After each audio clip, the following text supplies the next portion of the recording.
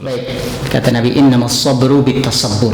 Sabar itu tidak muncul begitu saja, tapi dengan memperbanyak latihan sabar. Innamas sabru bitasabbur.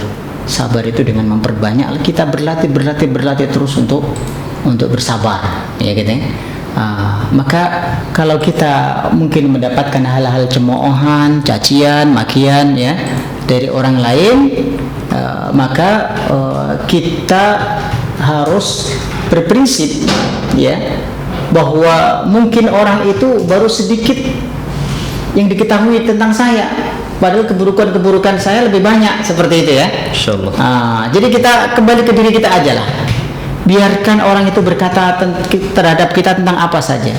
Kita lah yang paling tahu tentang diri kita. Mungkin yang diketahui misalnya kita dituduh melakukan A, B ya, padahal kita mungkin di belakangnya banyak dosa-dosa yang lebih banyak lagi ya. Dengan demikian kita insya Allah bisa merayu diri kita untuk sabar. Makanya Allah Subhanahu wa taala berfirman, ya ayyuhalladzina amanu sabiru wasabiru. Hai orang-orang beriman, sabarlah dan tambahkan kesabaran. Bagaimana cara menambahkan kesabaran itu? Dengan cari-cari alasan supaya kita bisa sabar. Dia kan baru tahu segitu, padahal saya lebih banyak lagi gitu kan. Kan dosa-dosa kita tahu banyak kan? Dosa-dosa kita yang tidak diketahui orang banyak. Adapun fitnahan itu tidak usah kita tanggapi. Fitnahan, tuduhan, cemoohan itu bagaikan kita meminjam istilah itu seperti orang meludah ke langit. Kira-kira orang meludah ke langit itu ludahnya sampai ke langit apa kembali ke dia? Jatuh kembali ke mukanya sendiri gitu. Betul. Nah begitu pula kalau kita menerima tuduhan, menerima cemoohan, udah kita santai saja, senyum saja ya. Senyum saja. Kalau yang dituduhkan itu benar, kita istighfar kepada Allah.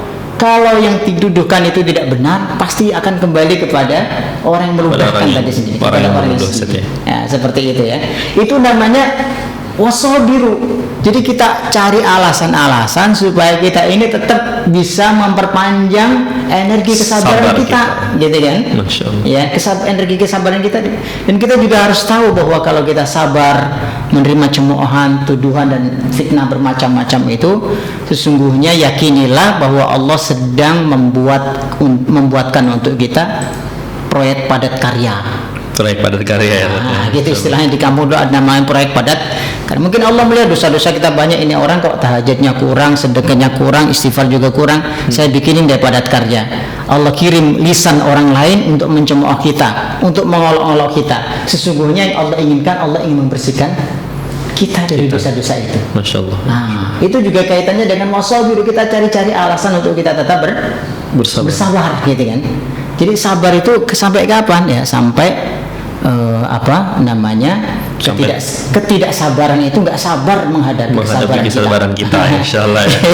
Ya, makanya dalam surat Yusuf itu ada Nabi Yakub mengatakan sabrun jamil. Sabrun jamil itu bagaimana? Sabar sampai kita bisa bertahan dan kita merubah yang tadinya pahit, yang tadinya kita itu sedih, sekarang sebaliknya menjadi nikmat, menjadi senang karena kedekatan kita dengan Allah Subhanahu wa taala dan sebagainya.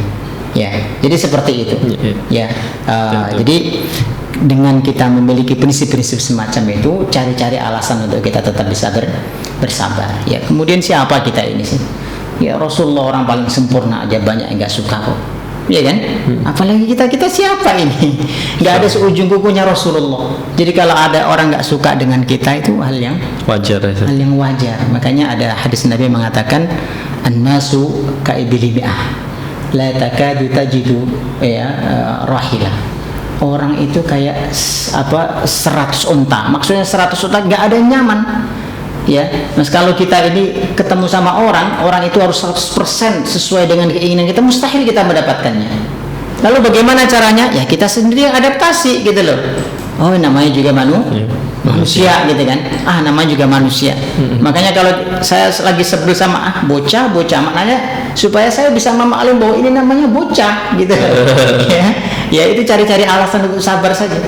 Adna suka idilmiah. Manusia itu kayak 100 ekor onta, nggak ada yang plek 100% itu nggak ada. Kita aja dengan pasangan kita, istri kita, suami kita, nggak ada yang plek 100%.